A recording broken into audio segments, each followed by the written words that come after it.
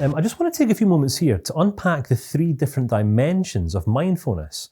Right now, I know there are many teachers out there who will primarily endorse 1 or 2, but what I want to suggest here is that unless we're prioritizing all 3, our mindfulness practice will be limited. All right, we don't want that. So 3 dimensions of mindfulness. The first dimension, the internal dimension. The second dimension, the relational dimension. And the third dimension, the developmental dimension. So here I'm going to take a few minutes just to unpack them, explain them, and then I'm going to jump right into another slide that essentially proposes exactly the same idea from a different perspective. All right, all I want to do here is help you to deepen your understanding. So, dimension number 1. The internal dimension is essentially about how we relate to ourselves. All right, because how we relate to ourselves directly affects where we focus our attention. How we feel, what we believe, and these factors directly influence the outcomes that we generate in life. Right, so how we relate to ourselves. How do you relate to yourself? Right? Are you aware of this? All right. Our emotions kind of serve us as like signposts in life.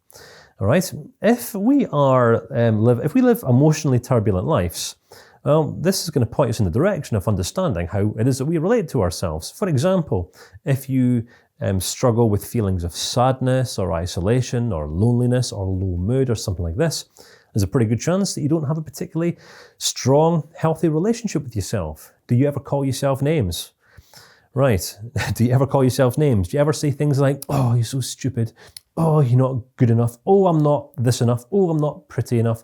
Oh, I'm not that enough. Oh, I'm not the next thing enough. Oh, I'm not. Oh, I'm not. Oh, I'm not. Oh, I'm not. Right. I'm not kind of precedes every undermining statement or comment we could ever make about ourselves. I'm not enough.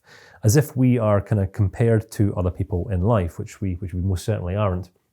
So there's the internal dimension, right? How we relate to ourselves influences all things, right? Have you ever heard the quote? What's the old saying? And we see things not as they are, but more often as we are. So think about it, right? What I've proposed is that mindfulness is about looking at life non-judgmentally. But I understand is that some people just literally are not aware of how judgmental they actually are. This is why mindfulness is such a prominent and it's become such a popular discipline in recent years, because it allows people to become more aware of what's happening inside of their mind, inside of their internal dimensions. That which happens in here. That which happens in here reflects, what comes out of here. So what comes out of the mouth is reflective of what's happening inside of the mind or what's happening inside of the heart. All right, we can have thoughts about things and then we can have beliefs about things. Our beliefs are more kind of like validated thoughts and opinions. And beliefs, it's not like our beliefs are necessarily universal truths. More often than not, the beliefs that we have about life, about people, about things are just the best conclusions that we've been able to come up with. Right? Some people say, yes, I believe this and I believe that, and I have a foundational set of core beliefs, and that's fantastic. All right? What I like to propose is that the wisest approach we can take towards learning is to become students of truth, learners of truth, seekers of truth. All right? How we become learners and seekers of truth is by seeking to understand our experience and seeking to understand what's actually happening in the context of every situation, circumstance, experience that we have. What's actually happening here? Because we have what I think's happening, we have what I believe's happening, and then we have what's actually happening in reality, in actuality. Right? Do you see the difference? So, we have the relational dimension, how we relate to other people. Right? If we see ourselves as being, unlovable, useless, this, that, the next thing, then what do you think we're naturally, or how do you think we're going to naturally relate to other people? Say, for example, and I'm going to go for a really extreme example here. Right? I have zero confidence, no self-esteem whatsoever. I view myself as being an unlovable, worthless individual. Now that's pretty extreme, but we know that some people live their lives operating out of those beliefs. Now we're talking about beliefs here. So if this is how I relate to myself, those are what I've decided are the facts about me and my life. That's how I relate to myself. Well, how am I going to relate to other people? Am I, if I see myself as unlovable, am I going to tend to look up to people, i.e. put people on a pedestal above me as being better than me? Or am I going to be so confident and, I'm going to be putting people down, looking down on people as if they're better than I? Well, of course, if I feel that I'm unlovable and worthless and useless, then essentially I'm putting the rest of the human race on a pedestal above me. All right, so, where do you think low self-esteem comes from? Well, low self-esteem comes from when we look up to people and put them on a pedestal as being better than us. So how we relate to other people impacts how we interact with them. And how we interact with people determines the depth of the connectedness that we experience. Right, what do you think will happen when, say for example, I was relating with a whole load of people and I was committed to being completely false, trying to be someone that I'm not? How do you think people would kind of see me? Say for example, I'm standing in front of you right now and I'm making myself out to be kind of like the equivalent of the Wizard of Oz, except in a mindfulness context, right? Listen to me, I'll be your guru, I'm going to teach you in life, and all my ideas are truths, and I'm like the perfect communicator, and I've got all the answers for you.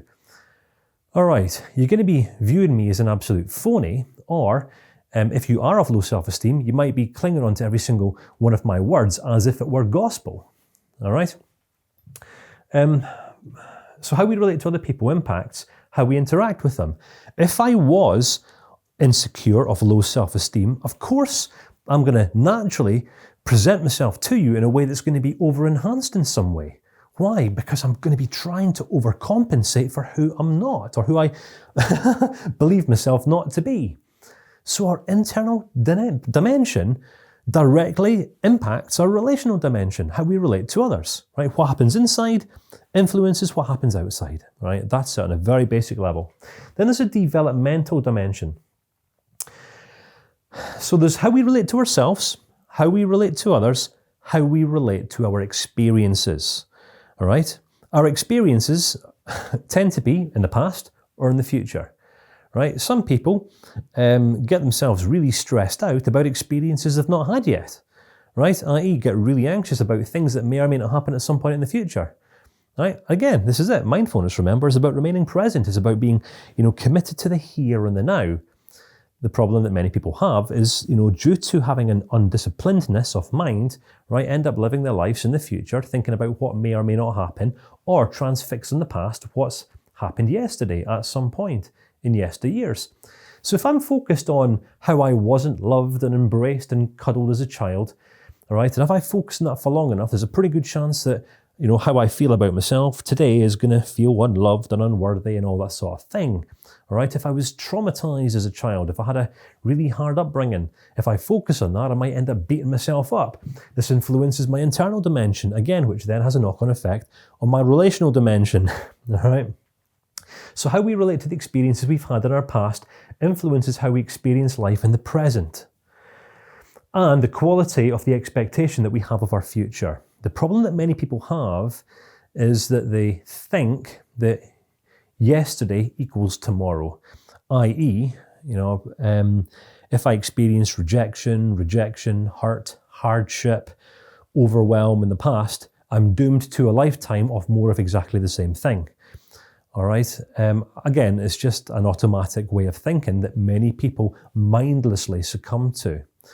All right. So this is one way of understanding these three dimensions of mindfulness. There's how we relate to our experiences, past or future. If we interpret them positively, we can start to become more objective observers of our life rather than subjective victims of our lives, if that makes sense. As we become more objective in our developments, we become more objective in our internal dimension, and we can become more available and present as we relate to other people. So let's look at this idea from a slightly different perspective. The mindfulness full cycle model, right?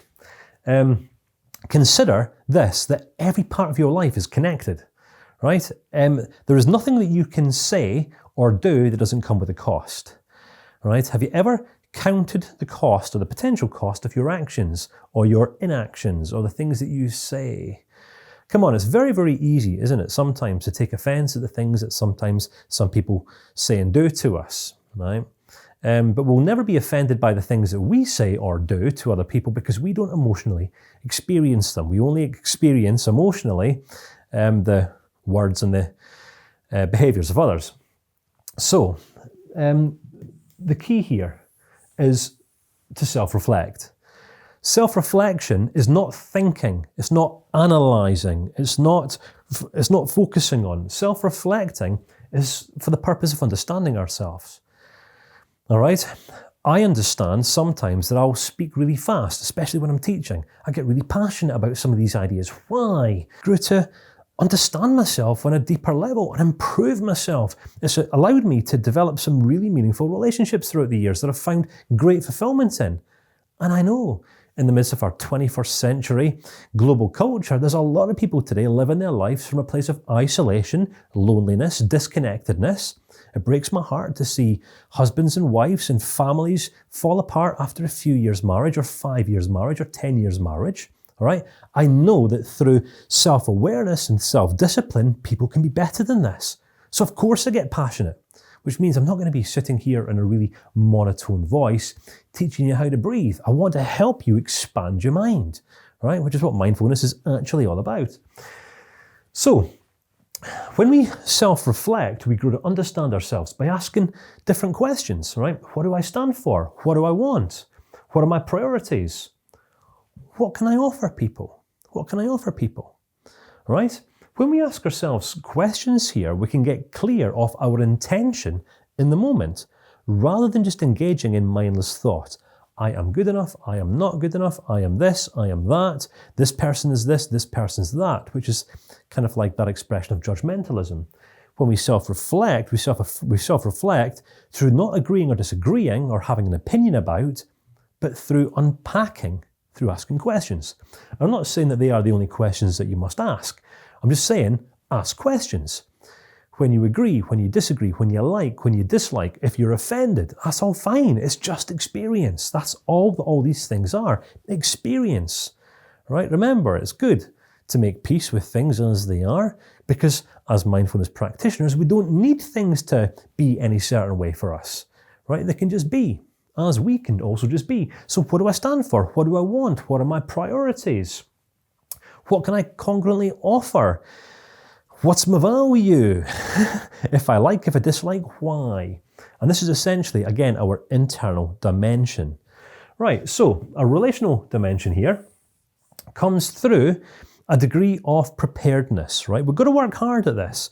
You're not going to become, super effective in your relationships apart from through hard work.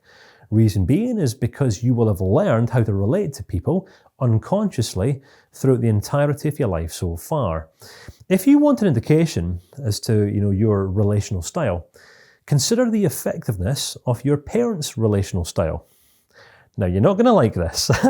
Now, some people are going to say, but my mum and dad were loving people. They were married for 40, 50 years, are still going strong. Fantastic. In which case, you've probably learned a pretty effective relational style.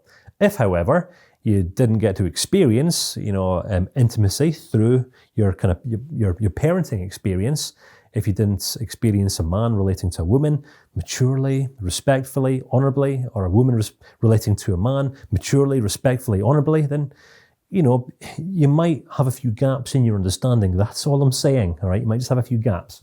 So,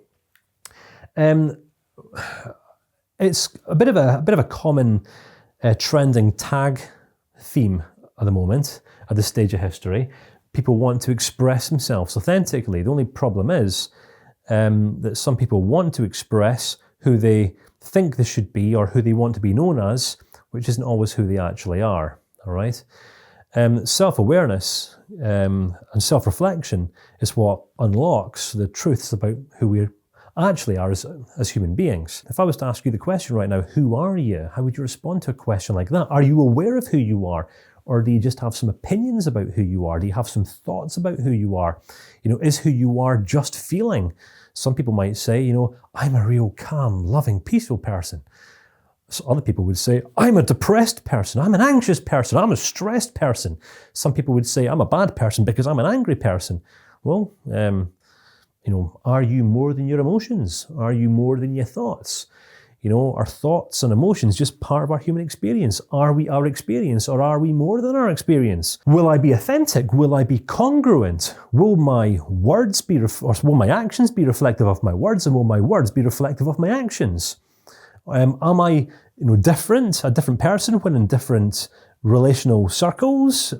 Do I conduct myself the same with family as how I do with friends or with co-workers or with colleagues?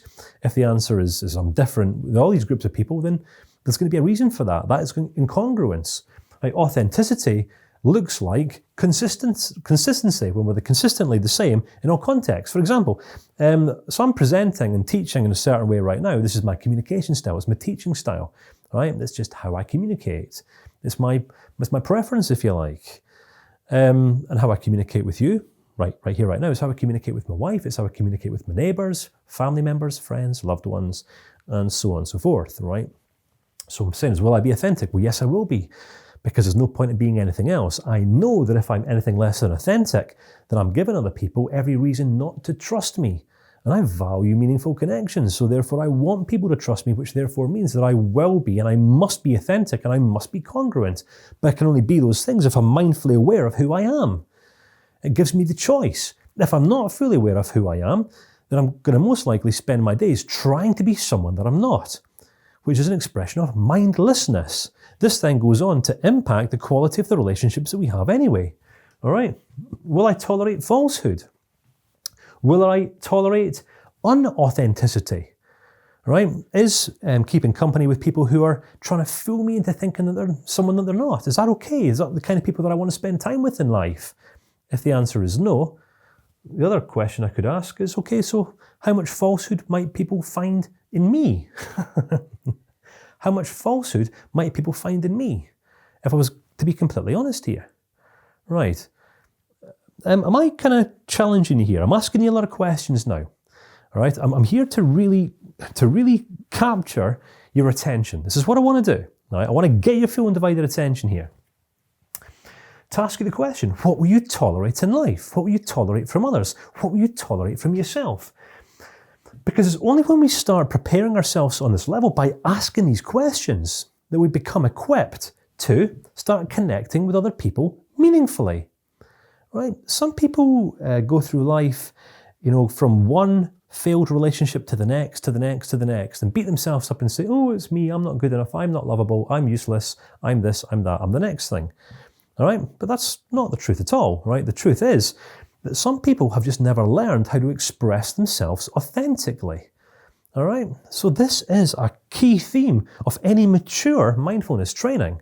All right? It transcends deep breathing techniques just a little bit. Yeah, that's like surface level stuff. All right? When we kind of start getting to the ancient foundational teachings, we can't not go there. We have to.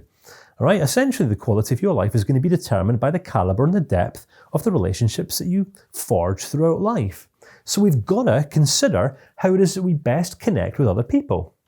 All right? This is essentially about you self-delivering. So here we've got self-reflecting, which is your internal dimension. We've got self-preparing, which is more kind of personal growth, you preparing to relate to other people. Then we've got you actually delivering and relating to other people, right? Connecting with other people. Right? So your willingness to be honest and real with yourself internally will be reflected externally. So if you're not willing to be honest with yourself, then what? You think other people are going to trust you and take you seriously? Of course they're not. Right, so we come back to these questions again. Will I listen beyond bias? All right? Or is your opinion the most important opinion in the world? Is your experience the only experience that one could possibly have? Is there any degree of truth beyond your experience? All right? When you say that's not true, are those things true because they're just universally not true, or just because you've not experienced them, because you don't understand them? Right? How aware and awake are you? Right? Mindfulness is about waking up. Right? I'm here to engage your mind, not send you to sleep and get you doing breathing exercises. I'm here to get you thinking. All right? Will you listen beyond bias? Would you be willing to cast out all judgment? Would you be willing to cast off all superficiality? Would you be willing to just be you? It's a risk, isn't it? What is your learned leadership style? If you want to know whether people are finding value in who you are, well, just look at the degree of connectedness that you have in your relationships. Right? If you say, no, but I don't have many connected relationships, well, that's just a gap that we're here looking to fill. It's fine, all right? We're just at this stage of the journey.